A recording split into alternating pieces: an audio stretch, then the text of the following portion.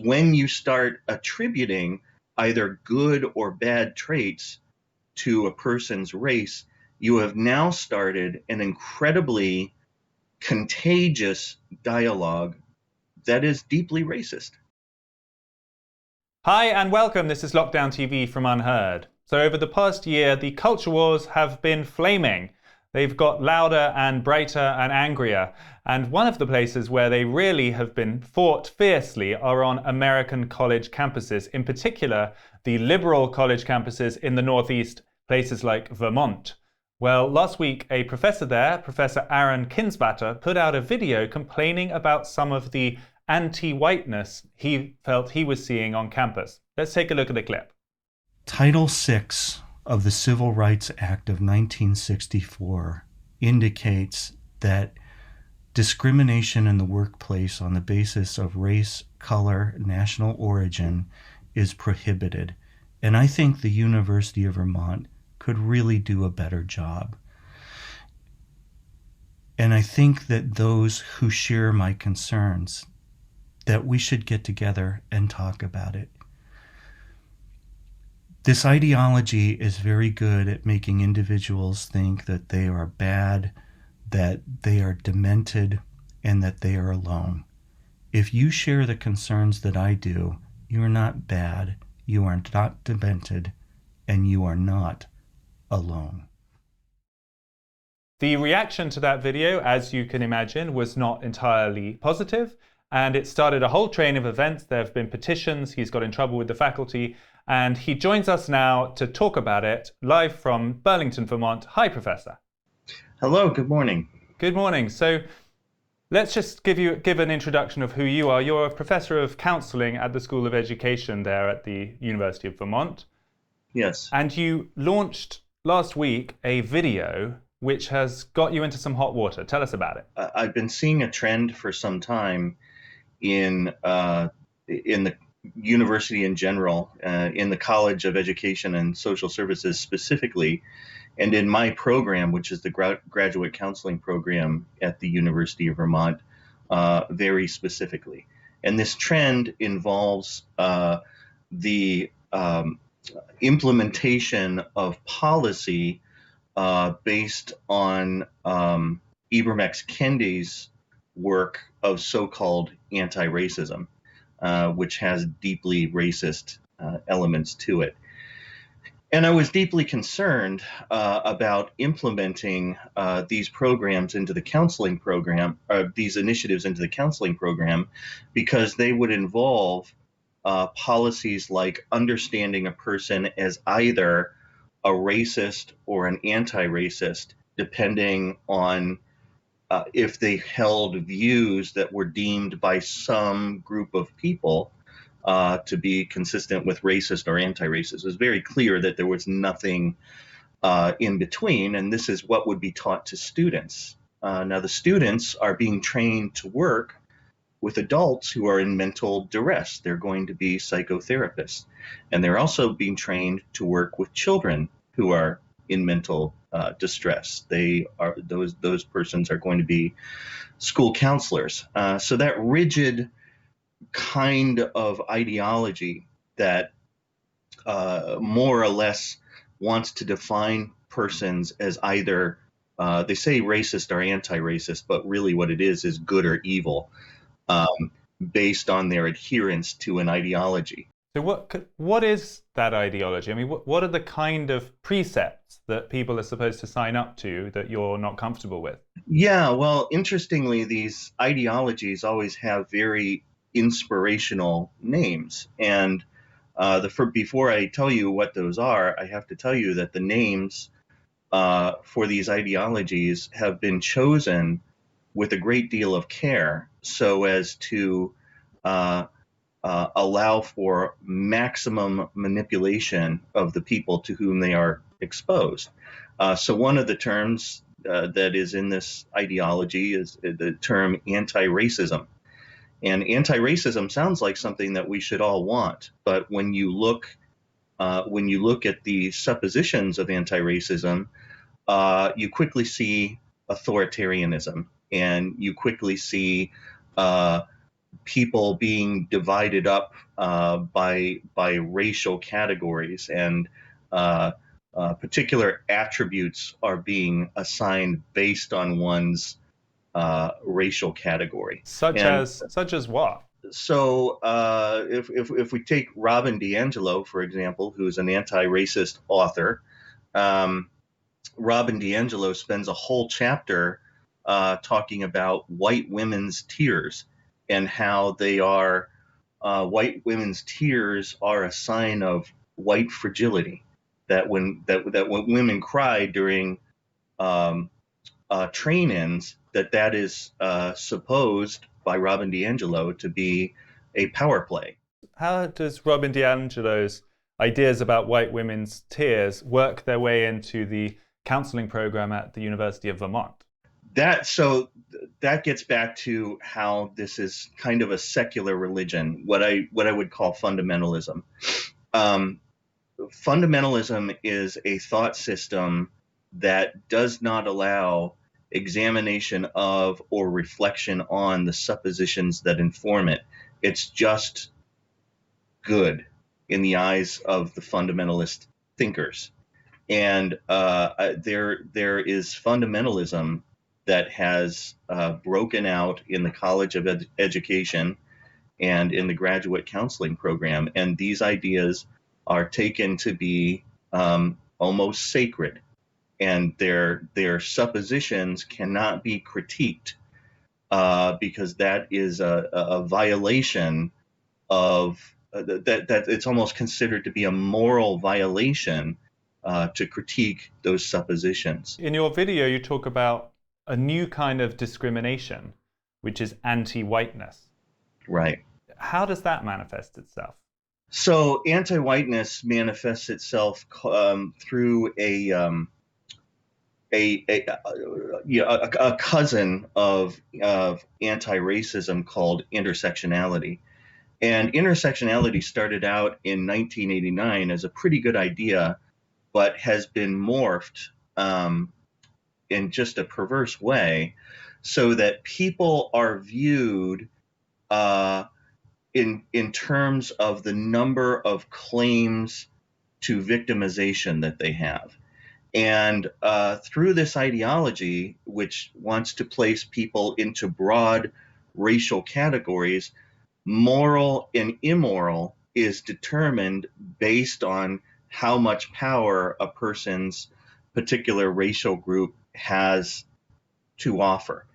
And so in the teaching towards whiteness and in the whiteness dialogue more generally, this has morphed into an idea where all of society's social ills are based on the dominance of a particular race of people, white people, which is an incredibly scary way of thinking. That there might be a way to have a conversation about what makes people successful in this particular society, and do we want are there some programs that we can do to either close some of the disparity gaps to offer more opportunity, or in some other way make changes. But we really don't need to bring race into that equation. Race in and of itself does not guarantee one's success in a particular society.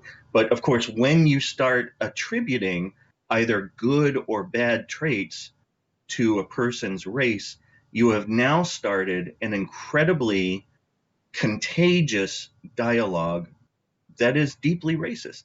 How have those ideas actually cropped up within your college? Is it that they've entered the teaching materials and are being taught to graduate students, or is it just an atmosphere kind of in the campus generally? How does it, what do you see on a day-to-day basis? I saw some notes left over from one of our college meetings lately, and one of the subgroups, one of the committees within the college had noted that because most members of the College of Education and Social Services were white supremacists, that faculty of color were disadvantaged because of the white supremacy that that has found its way into the college.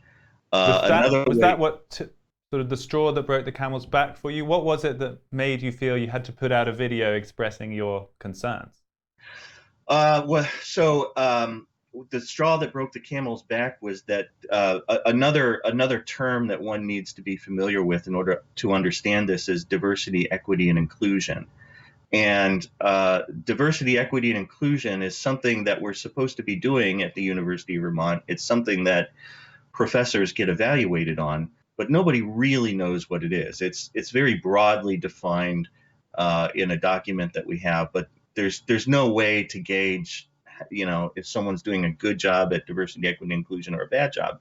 And we have been engaged in integrating diversity, equity, and inclusion into our college curriculum, but that has resulted in many conversations about what exactly this is and what place it has in our curriculum.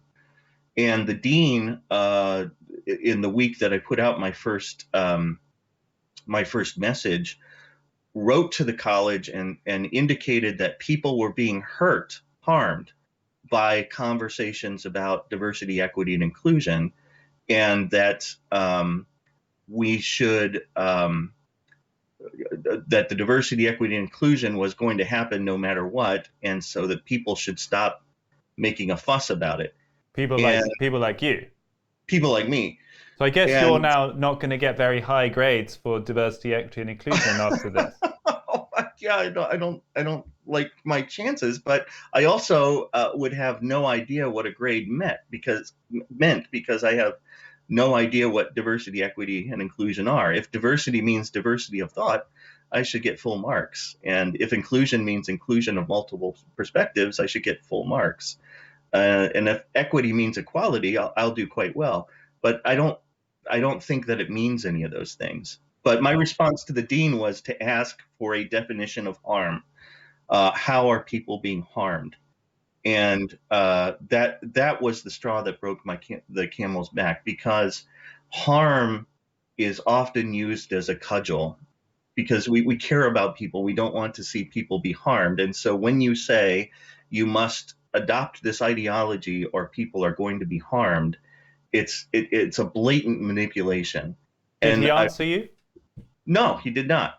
Well, he did answer me, or another administrator answered me, and her answer was that nobody should talk to me about this anymore on the listserv where this conversation was happening. And she further suggested that I was not acting in accordance with the American Counseling Association Code of Ethics, wow, which is absolutely not true.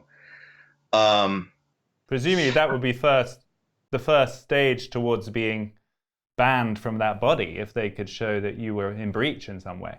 Well, yes, it would. And they, again, just like the word harm, the term that you're not being consistent, you're not being ethical, it's another cudgel to get people to quiet down and stop making a fuss. And then there was some other accusation, that I was being anti-DEI. And my response to that was, well, how can I be anti-DEI when DEI has not been defined? And again, of course, no answer to that, except to a joint answer from the dean and this administrator saying they couldn't force me to be DEI, and they thought that perhaps I would benefit from some psychotherapy. That was their response.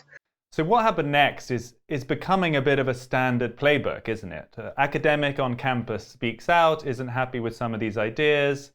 There's then an awkward moment internally in the faculty, and then there's some sort of letter or missive that goes around either the faculty or the students, which starts calling for resignations, and the whole thing plays out the same way every time. Tell us how it happened to you. Well, yeah, it was really very disappointing because I had indicated privately to the dean and my department chair that these are the folks who thought that I needed counseling and who had said that I was being unethical. That if the University of Vermont were to quietly state that that diversity of thought was an important part of DEI, that I would go away and that I wouldn't make any more videos and that I wouldn't take credit for it and I wouldn't take a victory lap. And so I laid out a way that this could get resolved very quietly. And the next day, the provost of the university and the dean wrote a joint statement in which they said that my video did not represent the values of the university.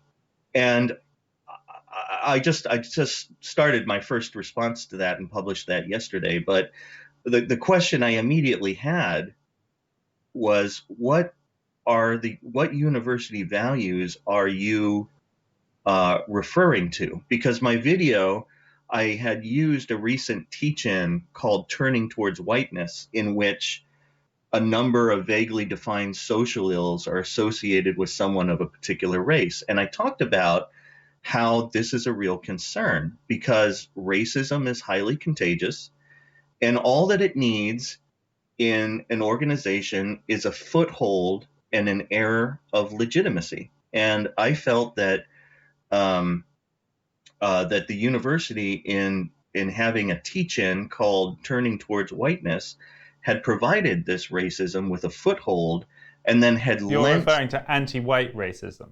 Yes, anti-white racism. Although I'm not even sure that needs to be qualified, to be honest. I think maybe sometimes when we qualify racism, we're maybe shutting down an important conversation. But racism is racism. And anyway, that the university had lent an air of legitimacy to this racism by teaching it as a kind of ideological refinement. And, I made the argument that this would eventually, this way of thinking, these dangerous habits of mind, would eventually find their way to the doorsteps of the persons in society who are least able to defend themselves from it. That was my video. So I don't understand why the provost would say that a video like that was inconsistent with the university values. But again, those values were not defined. So in that same paragraph, she more or less celebrates the fact that after in the subsequent paragraph, she says, we value freedom of speech. It's an important part of our university culture. But before she says that, she celebrates the fact that faculty in my program and some of the students in my program had taken steps to start a change.org petition to have me fired, to get me to resign. So you have tenure, you're a tenured professor, yes, which makes you quite hard to fire. Yeah. Presumably you feel confident that you're secure in your job? Yeah, I don't know. I guess I feel ambivalent about that. I'm not sure what's going to happen. I don't think one can ever feel too secure in an environment where people are monitoring one so carefully. It maybe wouldn't be hard to make a mistake that they would want to jump on. And I'm not saying I'm looking to do that. It's just that when you're under intensity that is that intense, and when the administration is sort of giving the okay to students and faculty to start a change.org petition to get me fired, that does not leave me feeling particularly secure. Do you have any idea what is in their thinking? I mean, these are administrative leaders of a university. Do you think they themselves are frightened? Or do you think they are sitting in judgment on you? I mean, I wonder how far you think this has gone. Do you feel like, if there's a problem, this professor's speaking out, we better be seen to shut it down publicly and early Otherwise, we might get on the wrong side of this. I hadn't thought about that. I think that that seems unlikely because I haven't said anything particularly controversial. I've essentially said racism is bad and that we should stop that. And it might seem that some racism was okay because it's fashionable at the moment, but it's really quite contagious, and it'll have unintended consequences if you continue to do this sort of thing. So you're a professor of counselling. You're familiar with psychology and the effects of these things on people. What do you observe as the effect of these ideas on the students? What are we teaching young people to believe about themselves? So what are we teaching young people to believe about other people is how I think about it, because the people that I'm training are going to be psychotherapists who are going to be facilitating the mental health of adults and children. And I'm really afraid that the next generations of students of mental health practitioners are going to be taught that Kendi's version of anti-racism is something that they should take into their psychotherapy sessions with them, and that they should take into the school, into the school in their role as school counselors to teach the children. And that is what is particularly frightening, because the habits of mind that inform works like Kendi's and D'Angelo's, the habits of mind that inform those works are based on a rigidity and set of distortions that are likely to lead to a great deal of unhappiness, both in interpersonal relationships and unhappiness with one's sense of self-worth. You talk about the idea of anti-whiteness. I mean, do you observe white students in any way being affected by this in that you see around college campus? I mean, is there a guilt? Is there a hesitancy? What do these ideas in some do to kind of student existence? Well, the way I mostly see it is I do have a few students who come to me in my advising capacity, and they almost are ashamed to say it. They say, oh, this this racism stuff, this idea that I have to be, if I don't believe in everything that Kendi has to say, then I'm being an anti-racist. It just doesn't sound right to me, and they almost sound apologetic.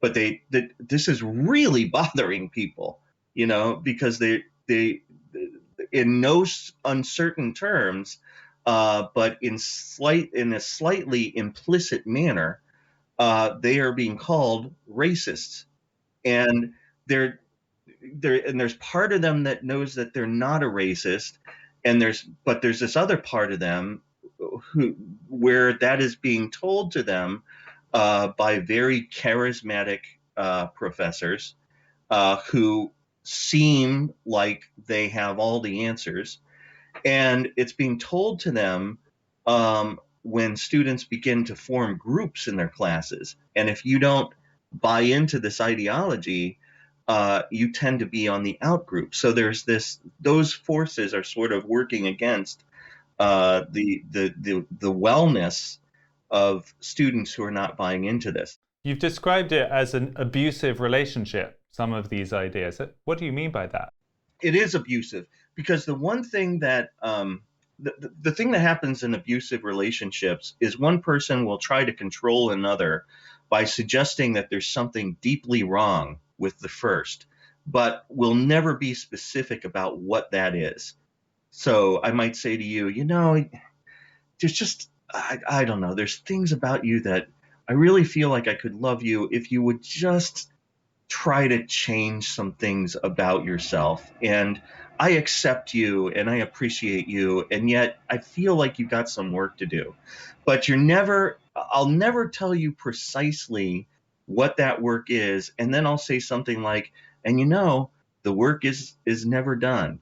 And don't expect concrete results because the work is never done. What that does is it places this person in a state of uncertainty and anxiety where they are now encouraged to give their moral compass to somebody else and to check in on somebody else as to whether they are doing the right thing or not. They're doing what the other person wants them to do.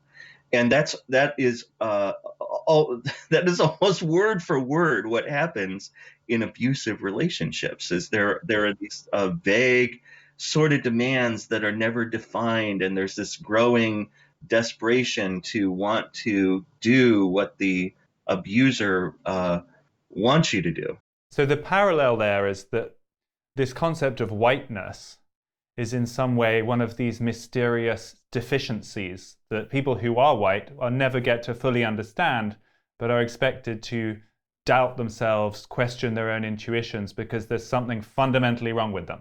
That's so well put. That is exactly it. And they might have, they might throw some vague characteristics in there, like white people are always on time and things that you wouldn't know what to do with. And is that a bad thing to be on time? Well, according, it comes from a legacy of white supremacy, is what some people in the College of Education and Social Services would tell you.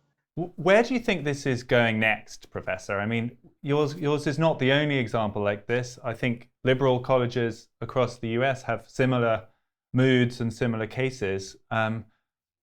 Do you think there's a backlash going on? Have you received any covert messages of support or even any overt ones? What is the state of this battle, do you think? Well, look, yes, I've received a great deal of support, and all of the support has been from reasonable people. I think the concern is that when we start talking about anti-white racism and so forth, that leads people to wonder whether actual white supremacists are involved. And I can tell you that I haven't been contacted by any. I've been contacted by people on the left and by the right, and they're all just really frightened. They don't like this. They want this to change. All of them have mentioned America's history and how they want to look at it with open eyes and do what they can about the vestiges of 400 years of slavery, but they feel like they can't be a part of the conversation, and they feel dehumanized because they're not, if they don't go along with the proper narrative, that they're told that they're wrong and they're evil. And by the way, this also applies. You don't have to be white to be in this situation. There are many black persons and persons of color. It might even be the majority. I'll need to check those figures, but who do not buy into these ideas. And there are very special names that are reserved for those people. One of the more recent ones that I've heard that has come out of a university is multiracial whiteness. And that term, what that term allows is for someone, for a black person to be called or a multiracial whiteness, for that black person to be called white because they're not towing the anti-racism line. So it's quite dehumanizing, regardless of your race. So it's an ingenious structure, this whole ideology, because wherever you go, they find a way to get around you to the other side. Not only that, but people want to help. People generally want the best for their neighbors, and they're willing to do some things for that. But what's happened with this ideology is it has latched on to the very best that we have to offer each other, the very best parts of ourselves that we have to offer each other. And it has weaponized that. And it said, look, if we believe that that best part of yourself is there, and so if you buy into anti-racism, then we believe that's there.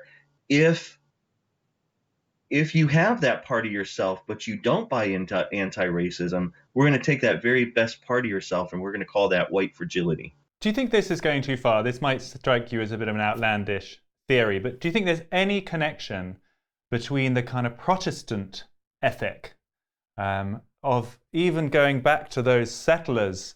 You know, we think about the Salem witch trials not too far away from you in New England, or those kind of very intense, guilt-driven religious impulses, and what we're seeing today with these kind of ideas around whiteness. Do you see a connection there? I am increasingly, and I appreciate you asking about if that might be going too far, because I've been asking myself that question for the past year. And because it's been very important for me not to engage in hyperbole about this, to tell the clearest truth that I can about this. And I now believe that we are in a very, very dangerous spot, a very dangerous spot. And something needs to change in the very immediate future. And if it doesn't, I am afraid of what's next. I don't imagine what that could be, but it certainly is the case right now that perfectly good and ordinary and nice and caring and thoughtful people, someone could easily point at them and yell racist and have that stick for reasons that don't always make a whole lot of sense. And do you think it's going to stick to you, Professor? Are you now going to be the racist professor in the College of Education, or do you think it's going to rub off you? Oh, I'll certainly be the racist professor in the College of Education for sure. But I think as other people become the racist professor in the College of Education, people will slowly begin to see. The trouble is that the College of Education is going out of its way to hire people who share this ideology. And what's happening is they're becoming increasingly ideologically isolated. And so they have no diversity of thought. There's no one in the room to stand up and say, hey, maybe a teach-in called Turning Towards Whiteness, where we, connect negative attributes to persons of a particular race. Maybe that's not a good idea. Maybe that is actually racism.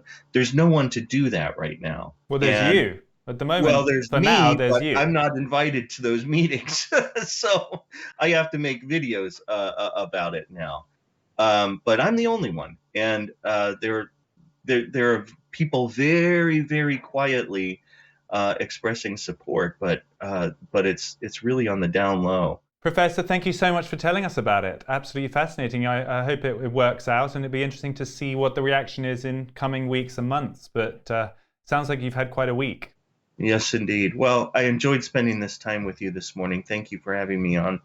That was Professor Aaron Kindsvatter of the University of Vermont, telling us quite a sobering story about his experience of expressing doubts about some of these new ideologies he's expected to teach and swim in. And we'll be watching closely to see what happens to him. But thanks to him for telling us about it. Hope you found it interesting as well. This was Lockdown TV.